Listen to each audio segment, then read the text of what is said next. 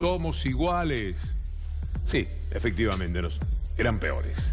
O la de somos transparentes, lo cual también es verdad. Son tan transparentes que se nota todo lo que roban en cada una de las medidas que toman desde el punto de vista económico.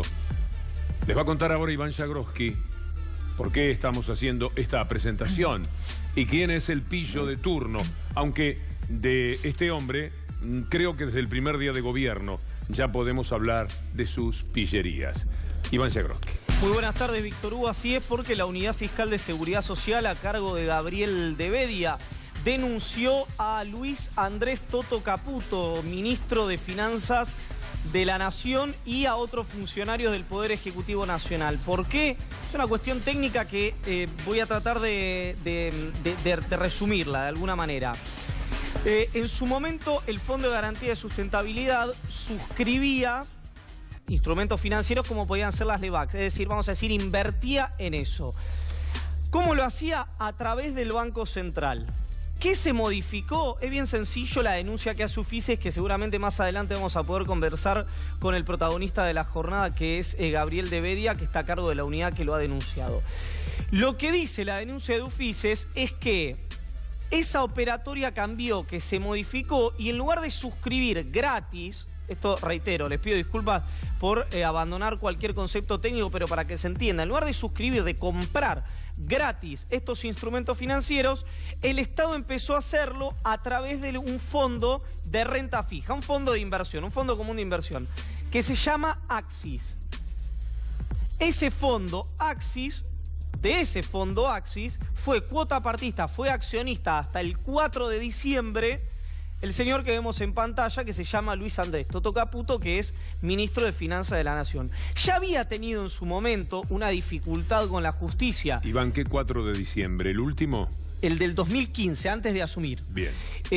Ya había tenido un problema, lo revelamos nosotros, Víctor Hugo, en Economía Política, porque Axis tenía 43 millones de contratos de dólar a futuro. Sería en realidad, sí, en concepto de contratos de dólar a futuro. Para sus empresas, para las empresas Axis, a las cuales él asesora. Efectivamente. No solo asesoraba, sino que en ese momento, hasta el 4 de diciembre, según la documentación que había presentado el Fondo Axis ante la Comisión Nacional de Valores el 9 de diciembre de 2015, era hasta el 4 accionista de esa empresa. Bueno, 5 días después, 4 días después, fue quien, como recordamos en esa reunión en el Ministerio de Hacienda y Finanzas de la Nación, le había fijado el precio. ¿Qué dice la denuncia de UFICES que cayó en el juzgado de Luis Rodríguez y en la fiscalía de Eduardo Tayano?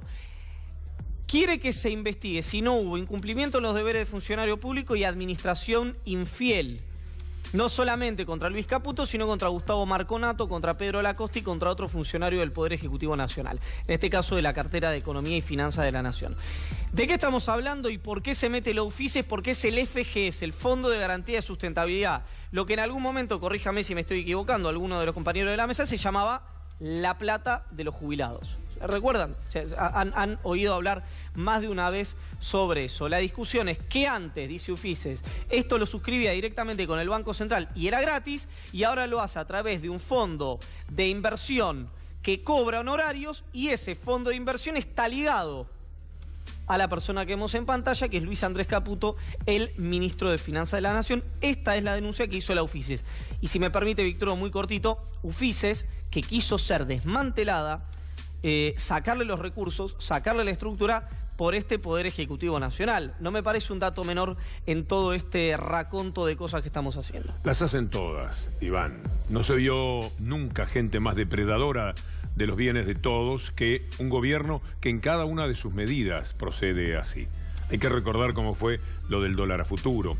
El dólar a futuro era una medida que tomaba el gobierno para que no se fugara la cantidad inmensa de dólares que se fugaron ahora, por ejemplo. Estamos hablando de un dinero que salió de la Argentina similar más o menos a las reservas que tiene la Argentina. Un valor del dólar que además pretendía que las pymes pudieran comprar insumos a un valor inferior al que hoy día tienen que pagar, y de ahí derivó que se fundiesen miles de pymes en la República Argentina. Caputo, Quintana, Mañeto, compraron millones y millones de dólares. ¿Por qué? Porque con Clarín pensaban torcerle el brazo al gobierno, cosa que ya habían conseguido de alguna manera en el 2014. El nuevo presidente iba a ser Scioli, muy bien, a Scioli le vamos a torcer el brazo. Y cuando llegue marzo, estábamos en octubre, por ejemplo, y ellos compraban sus dólares, seguro que el dólar va a valer mínimamente lo que nosotros necesitamos para hacer una gran diferencia. Pero se les dio de otra manera, cantaron bingo, porque ganaron las elecciones.